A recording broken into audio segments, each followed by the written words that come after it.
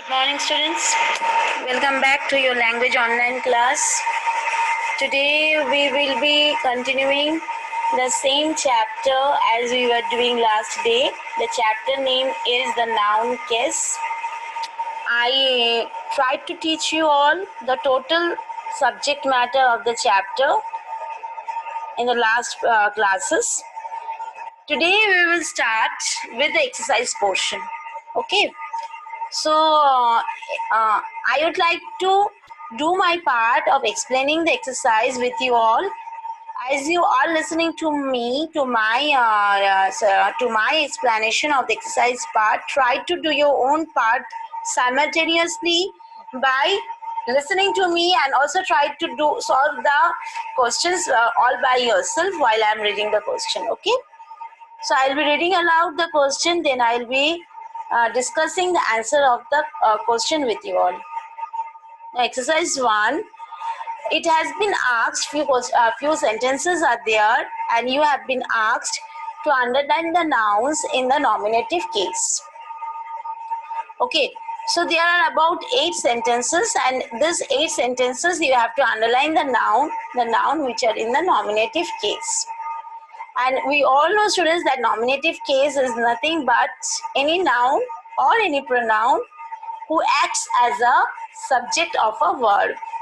I repeat, nominative case is nothing but any noun or a pronoun who acts as the subject of a verb. Okay? With this definition in our mind, with this understanding of nominative case, we will start solving the exercise. Now, number 1. The foolish old crow tried to sing. I repeat, the foolish old crow tried to sing. The foolish old crow tried to sing. Now, students, in this sentence, if you are being asked who tried to sing, what will be your answer? The foolish old crow. Okay? Next come number 2. Few cats like cold water.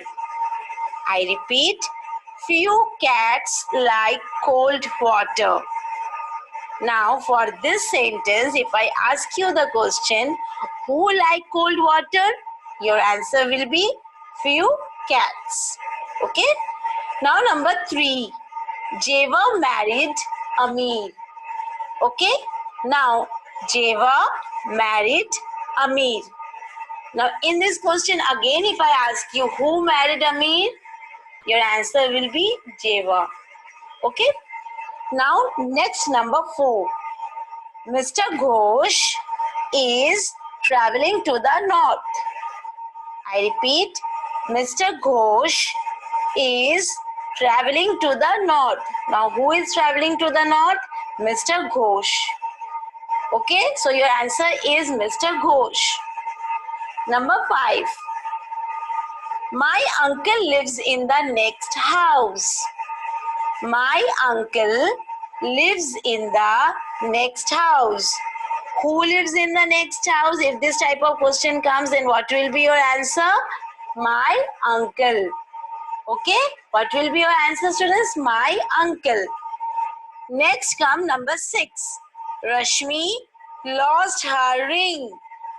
Rashmi lost her ring. Who lost her ring? Rashmi lost her ring. So your answer is Rashmi. Okay. Next comes the lazy boy was punished. The lazy boy was punished. Again, if I ask you who was punished, your answer will be the lazy boy. Okay. Your answer will be the lazy boy. Next comes number 8. Kolkata stands on the banks of the Hooghly. Okay, Kolkata stands on the banks of the Hooghly. So what will be the question for this sentence? What stands on the banks of the Hooghly? And your answer will be Kolkata. Okay. So these are the 8 questions and the answers that I have tried to discuss with you all from exercise 1. So let us move to the next exercise, that is exercise 2. Okay. Now in exercise 2, you have been asked to underline the nouns in the objective case in the following sentences. Now earlier you have underlined the nouns in the nominative case. Now you have to underline nouns in the objective case. So what is objective case? Let us have for a few seconds a little bit recollection of what is the objective case. Objective case is, students, any noun or pronoun that is the object of a verb. I repeat, any noun or a pronoun which is the object of a verb is called as the objective case. Take question number 1. Putli found a ring. I repeat, Putli found a ring. Okay? Now what Putli found? Students, over here verb is what? Found. And what is the object of the verb? Ring. Yes or no? We all know that objective case is what? Any noun or pronoun which acts as the object of the verb. So in the question number 1, what is verb? Found. What is the object of verb? Ring. So your answer will be ring. Question number 2. The mongoose eats snakes. The mongoose eats snakes. Now what is the verb over here? It's. And what is the object? Snakes. Okay. So your answer will be snakes. Number 3. Snakes fear the mongoose. Snakes fear the mongoose. What is the verb over here? Fear. And what is the object of the verb fear? The mongoose. So your answer will be the mongoose. Okay. Question number 4. Sir Ralph the rover tore his ear. I repeat, Sir Ralph the rover tore his ear. In this whole sentence, which is the verb? Tore. And what is the object of the verb tore? Here. Okay, so your answer will be here. Now question number 5. Aladdin had a wonderful lamp. Aladdin had a wonderful lamp. Okay, now what is the modal verb over here? Okay, had. Had is not a main verb, but over here acting or playing the role of a main verb. And it is and what is the object of the verb? Wonderful lamp. Okay. Now come to number 6. I met a little cottage girl. I met a little cottage girl. Whom did you meet? Whom did you meet? Whom did you meet? Little cottage girl. So what is the object of the verb meet? Little cottage girl. Okay. Now come to number 7. The village master taught in the little school. The village master taught in the little school. So what is the object over here, students? You all can very well understand that the answer is little school. Okay. Number 8. Do you know the way to the church? I repeat, do you know the way to the church? Okay. Now the way, the speaker is asking the way, means the verb. Okay. Now do you know the way to the church? Over here, what is the verb? No. And what is the object over here? The way. Understood? The way to the church. So over here, the object is the way. Is that okay?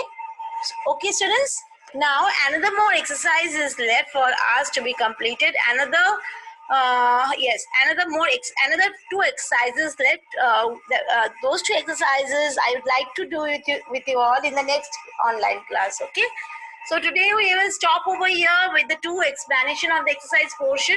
I read out the questions before you all, and after that simultaneously I tried to give you the answers with proper explanation.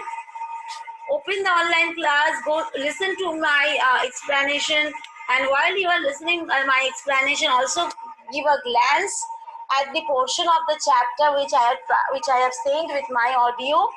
Okay.